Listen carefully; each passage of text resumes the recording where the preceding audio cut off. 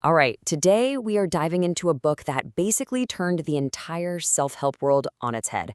It's Mark Manson's The Subtle Art of Not Giving a Fuck. Seriously, this thing is a masterclass in living a good life by, well, not trying so damn hard. So let's break down the biggest ideas.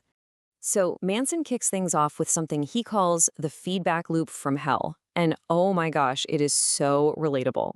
You know that feeling? You get anxious about something, and then you immediately start feeling anxious about the fact that you're anxious. And boom, suddenly you're twice as anxious. It's this vicious, self-perpetuating cycle. I mean, come on, who hasn't been there? You just get stuck in your own head, spiraling.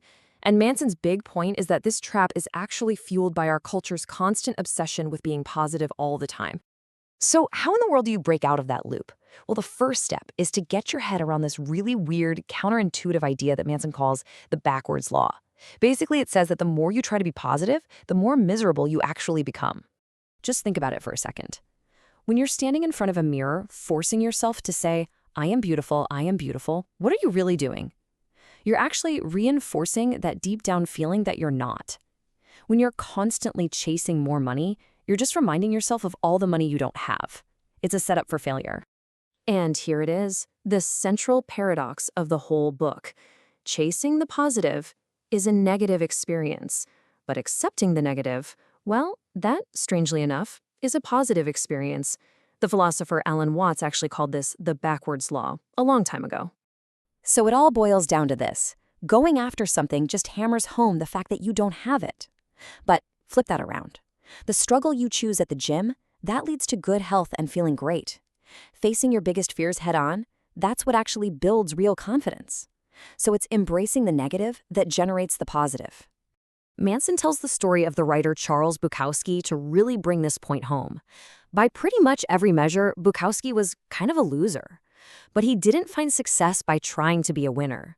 No, he found it by completely accepting who he was and then writing about it with brutal honesty. He just didn't give a fuck about traditional success, and that's exactly why he got it.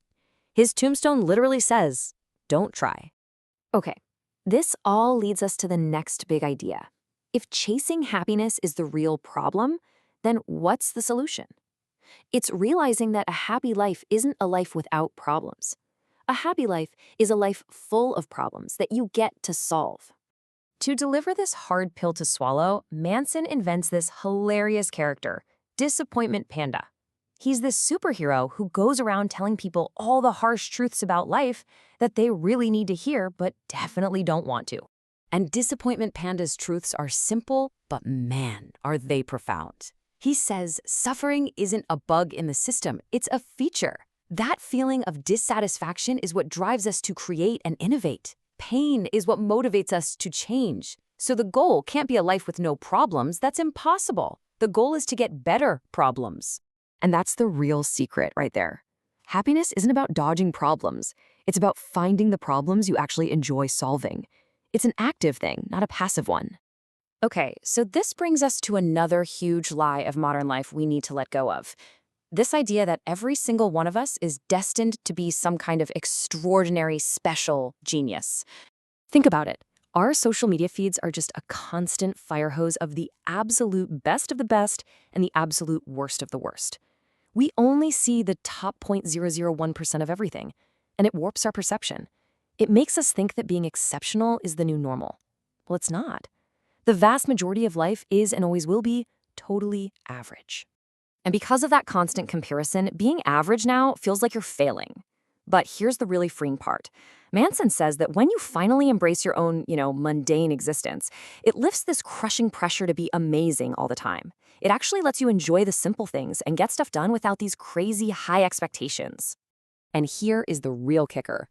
Truly exceptional people don't get there because they walk around believing they're already amazing. No way. They become great because they are obsessed with getting better. And that obsession comes from a deep-seated belief that they're actually pretty mediocre and average right now, and that they could be so much better. It's the opposite of entitlement. Okay, so if we accept that life has problems and that we're mostly average, what are we supposed to do? This is where we get to the absolute heart of the book, the subtle art of choosing what you're actually going to give a fuck about. So Manson breaks this down into 3 subtleties. First, Not giving a fuck doesn't mean you're apathetic. It means you're okay with being different. Second, to get through hard times, you have to care about something that's more important than the hard times. And third, you've only got a limited number of fucks to give in your life, so you're always making a choice. The trick is to choose wisely. And let's be really clear here, you have to give a fuck about something. You can't escape it. The whole art is about saving your energy and your focus for the things that truly, deeply matter to you. You find the struggle that you're willing to endure for those things. There's this incredible story in the book about Dave Mustaine. He got kicked out of Metallica and went on to form another huge band, Megadeth. But his metric for success, his one big value, was to be bigger than Metallica. So even after selling 25 million albums, he still considered himself a failure because Metallica sold like 180 million. He chose a terrible value to live by, and it basically guaranteed he'd be miserable.